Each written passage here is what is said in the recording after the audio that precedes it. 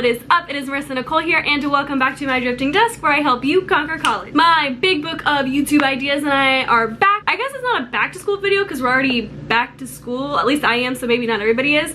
But a school related video for y'all, and that's gonna be some textbook shopping 101. I wanted to give y'all my #1 tips and tricks to textbook shopping, saving money, and all of that good jazz. But before we get into the video, please make sure that you're subscribed to my channel if you're not already, and hit that little notification bell. That way you get notified every time I post a new video. And if at any time throughout this video you learned something new, or if you agree with one of my tips and tricks, please give this video a thumbs up. That way I know that you liked it, or I know that, you know, what I'm saying kind of makes sense. Alright, so without further ado, let's dive right on into the video. Alright y'all, so this video is going to be short and sweet and to the point because there's only a couple things that I can tell y'all for textbook shopping. I do have kind of an in-depth blog post about it. If y'all wanted to check it out, I will post it down below in the description box just in case. But for this video, we're just going to talk about when to buy your textbook, where to buy them from, and a couple tips and tricks for actually studying from your textbooks. Alright, so when should you buy your textbooks? Is it A, before school starts in the summer, B, the first week of school, or once you get your syllabi, or 3, see, I don't even know what I'm counting. Am I counting in numbers or letters here? C, you know, like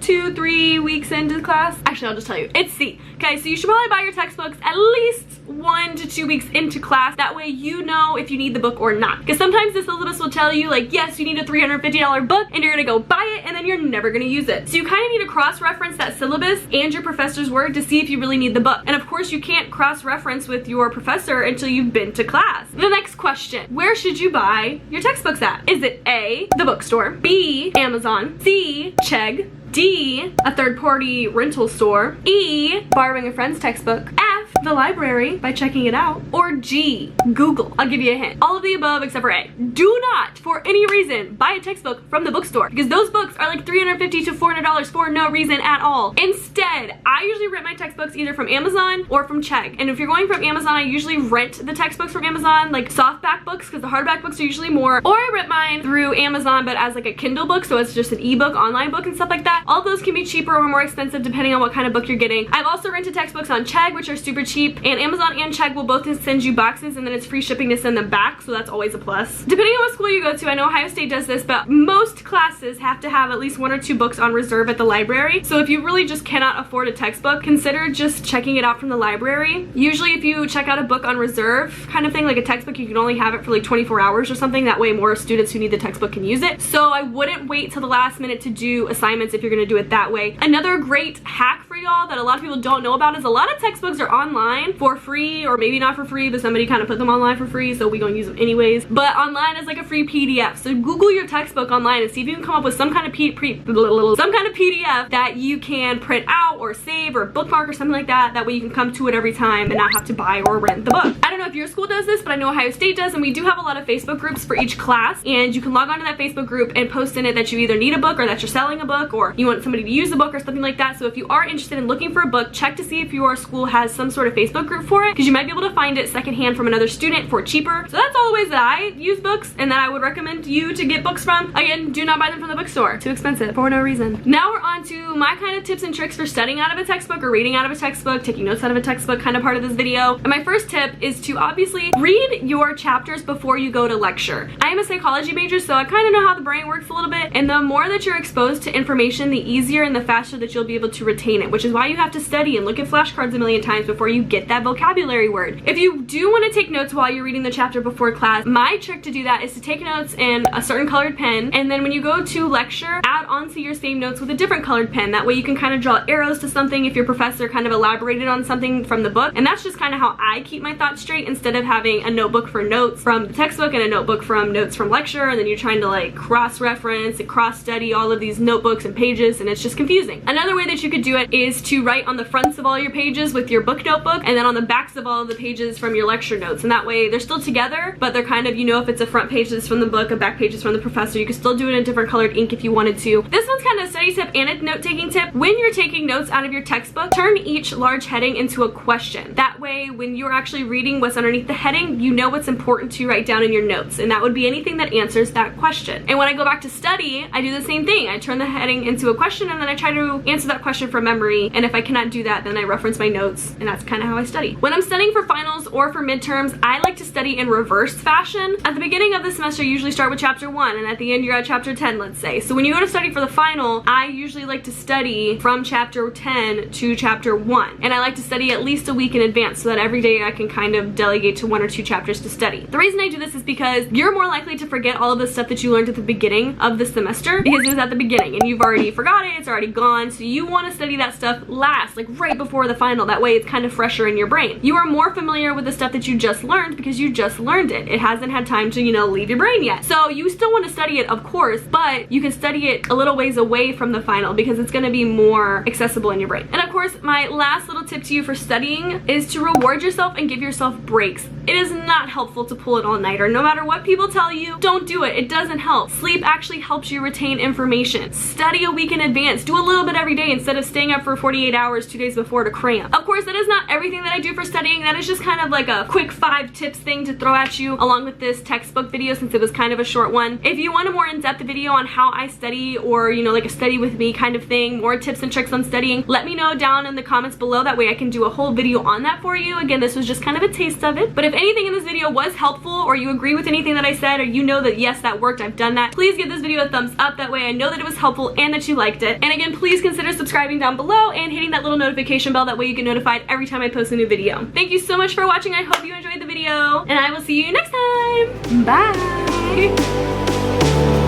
If I'm not